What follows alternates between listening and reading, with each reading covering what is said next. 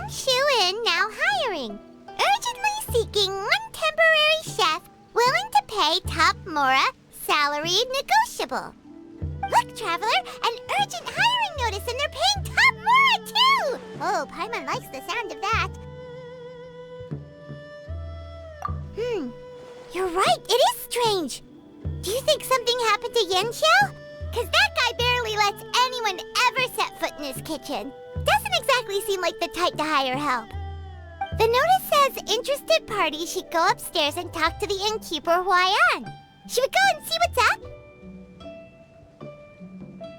Yeah, and we can ask about the pay while we're at it. Boss, there's really no need for this. It's just a little burn, that's all. It won't get in the way of my work. Perhaps not, but continuing to work will only hinder your recovery. You need to rest for a few days. We'll figure something out. Huayan! Yanxiao! Oh? Traveler and Paimon! What brings you to this neck of the woods? And we decided to come check up on Yanxiao. I knew we shouldn't have posted that notice. It's really nothing to worry about. I'm fine. I swear. How kind of you. My thanks to you both. And thanks on Yanxiao's behalf, too. There's nothing to be embarrassed about, Yanxiao. Just tell them what happened. Oh, all right. Well, basically, we had a lot of guests pouring in for the lantern rite. Things got busy, I started rushing, and I ended up accidentally burning my hand while plating a dish. Well, you know what they say. Play with fire long enough and you're bound to get burned. Even the best chefs slip up sometimes. Anyway, it's nothing, just a tiny burn. I can still... Now, I don't want you pushing yourself. You'll only make it worse, and then you'll be looking at more than just a couple of days off to recover. But the lantern rite's only just finished, and we're still getting tons of guests. Now's not a good time for me to rest. Plus, lots of the guests are visiting from other nations. We can't just bring in some random chef off the street. We have a reputation to uphold. I refuse to let someone else ruin the good name we've made for ourselves here. Listen to you. Anyone would think that you're the boss and not me. But he's not wrong. Yanxiao was one of the favorites in the Masterful Chefs tournament. No matter how you look at it, his are big boots to fill. I don't mean to boast, but any chef of my caliber probably has their own restaurant to look after. It's not going to be easy to find someone who's got the skills and has the time to help us out. Looks like we might have to increase the pay we're offering even further. Do we know anyone that's a good chef and has the time to help out? Oh, of course, you! Oh, right. Yes. Now I think about it, I do recall hearing good things about your cooking ability. I suppose I'd added you to my mental list of people who can hold their own in a combat situation, but forgot you can cook. Why are you even keeping a mental list of people who can fight? Maybe a story for another time. More importantly, I'm sure Yanxiao would be comfortable leaving his kitchen in your hands, if anyone's. What do you think, Yanxiao? Well, since it's you, I suppose that's better than anyone else. What do you think, Traveler? Should we do it? I should warn you that cooking for customers is quite a different ballgame from cooking for yourself, so I'll stick around the kitchen over the next few days to help smooth things over. Oh, so he's not leaving the kitchen after all? I believe there's some spare kitchenware here at the inn. Boss, would you mind? Of course. I'll take care of it.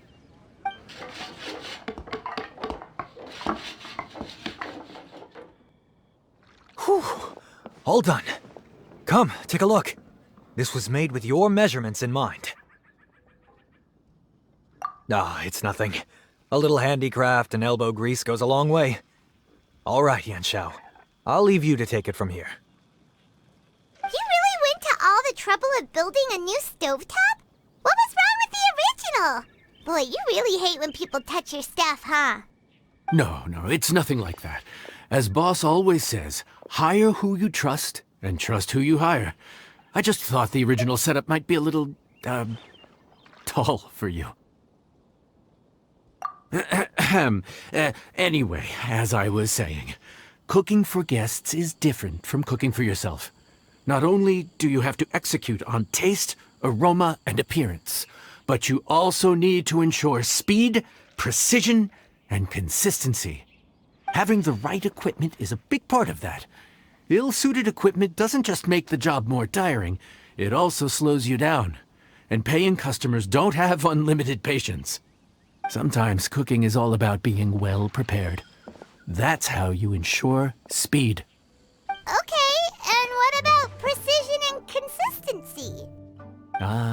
Precision all comes down to using your eyes.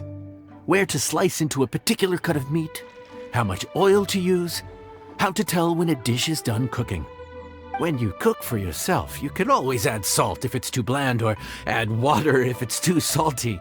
You can tweak the taste as you go, but in a restaurant, there's not that much room for trial and error.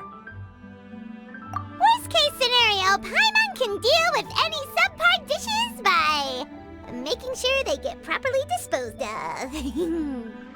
The final thing you have to focus on is consistency. You have to be able to handle the most challenging orders with the same level of technique and skill as the easiest ones. This is particularly important when you have guests from all over, each with their own tastes and preferences.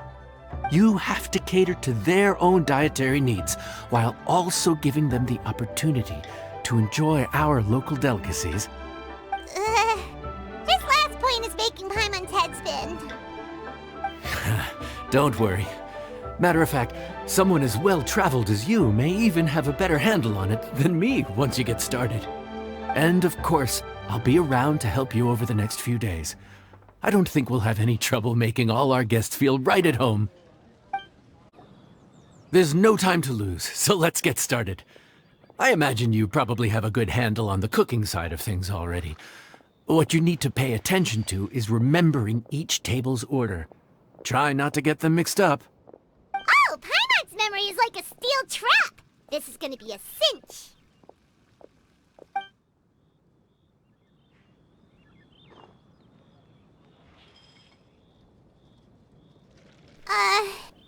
Which ticket are we on again? Table 1 was onions, but no chilies. Table 2 was chilies, but no onions. And table 3 was, chilies, but hold the chilies? Ah! Was Paimon just sleep floating? We didn't even get a break in the middle. Paimon's brain has turned to mush. Is it always this busy here? No, but this is peak season. You both did a mighty fine job for your first time serving guests at the inn. Luckily, all our customers were familiar faces this time around, so we didn't get any strange requests. Otherwise, today would have been even more challenging. No strange request? Someone asked for almond tofu drizzled in soy sauce. Even Paimon has never tried that combination. It's a wide world out there. People have all kinds of different tastes. Being able to cater to all is the real essence of Liyue cuisine. Also, the thing about requests is that they're usually very specific. So as long as you do what they asked, you're unlikely to have any issues. What's really tricky is when guests give you free rein to do anything you want. Excuse me. Are you still open by any chance? Huh? Paimon knows that voice. Let's go check it out! What should we do? It doesn't look like anyone's here. If only we'd gotten here a bit sooner. It's all right. If we start building a campfire now, we'll be eating before too long. Right. Besides, if anyone's to blame, it's Lyney. So busy being a greedy culture vulture that he lost track of time. Lyney, Lynette, Freminet, it is you! Paimon? So, is the Traveler here?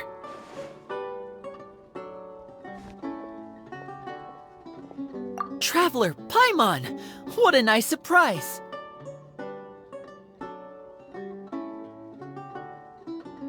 Paimon was gonna say the same thing! We're just lending a helping hand at the inn.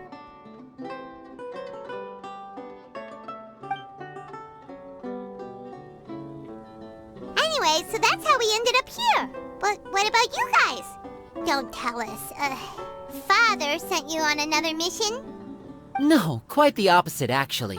We're in Liyue on vacation, and while we're here, I thought a cultural tour might be in order. Father said we deserve some rest after everything that happened recently.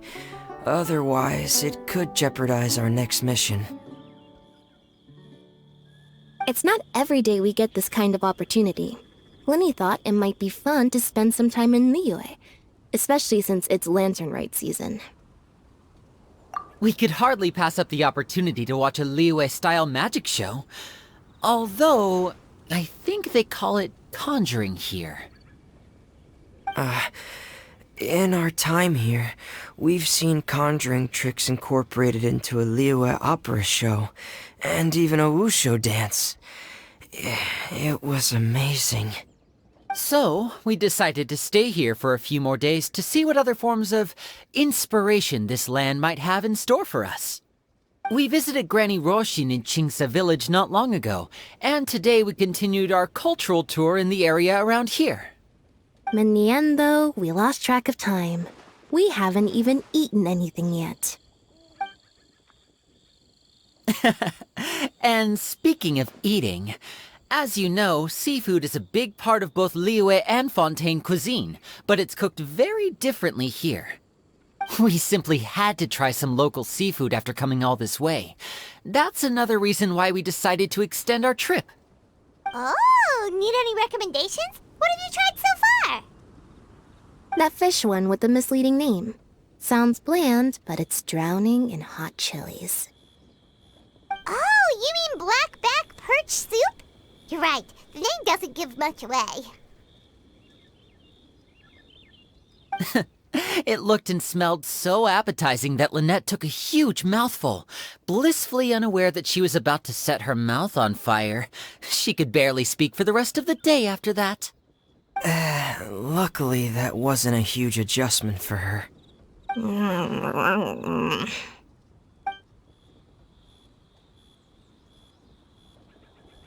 What? Aren't you guys hungry too? Yes. A little. Yes, I'm ready to eat. Traveler, I'm afraid we'll have to send you back to the kitchen now. Good question. I doubt we'll be able to decipher the menu, so why don't you recommend something? You should be pretty familiar with our tastes. One more thing.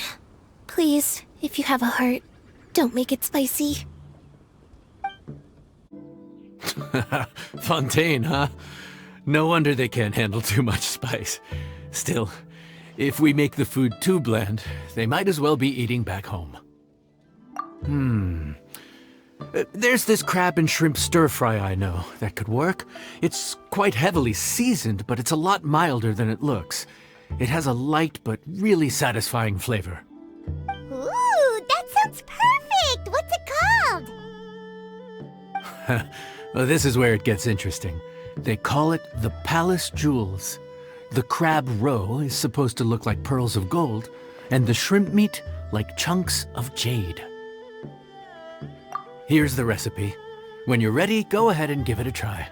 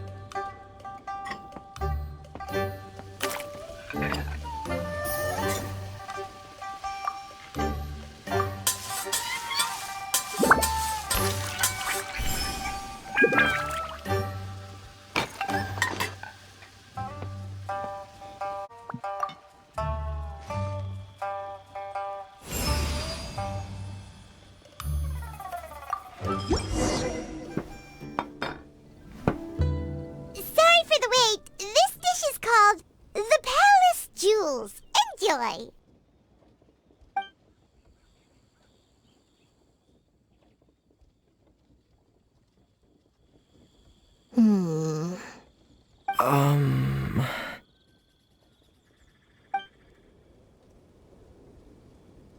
Yes. We meant to say, you two must be tired after a long day of work. Do you want to eat with us? Oh, now that you mention it, Paimon is a little hungry. Well, if you insist, then who are we to refuse? Oh, right, of course. You're still our customers. Why aren't you eating? The sauce looks a little overpowering. According to Liyue custom, it's probably good table manners to let someone else go first.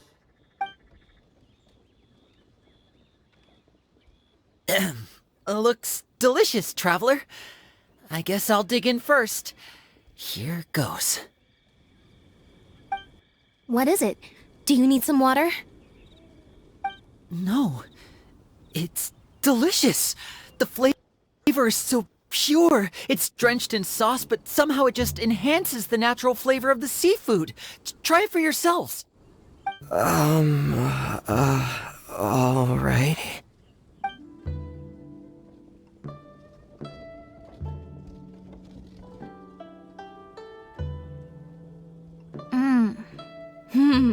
What is that? Crab roe? Yep, you have quite the palate, Lynette. No wonder it pairs so well with the shrimp meat. I've never seen it prepared this way before. According to the creator, chewy crab complements succulent shrimp, making a spectacular seafood ensemble with a succulent flavor and luscious mouthfeel. The crab roe glitters like pearls of gold, and the shrimp shines like chunks of jade. Hence its name, the Palace Jewels. So that's where the name comes from. Huh. I suppose it's quite fitting then. Was Paimon always this well-spoken? This dish must be right up your alley, Lynette. Huh? It's half gone already? When did that happen? I heard that in Liyue, the biggest compliment you can pay to the chef is to leave a clean plate. It's delicious. Thank you ever so much. Wait, don't fight over it! Hey, leave some for Paimon! So your friends like the dish, huh? Well done. Not bad at all for your first day on the job. There'll be more to come, so keep it up.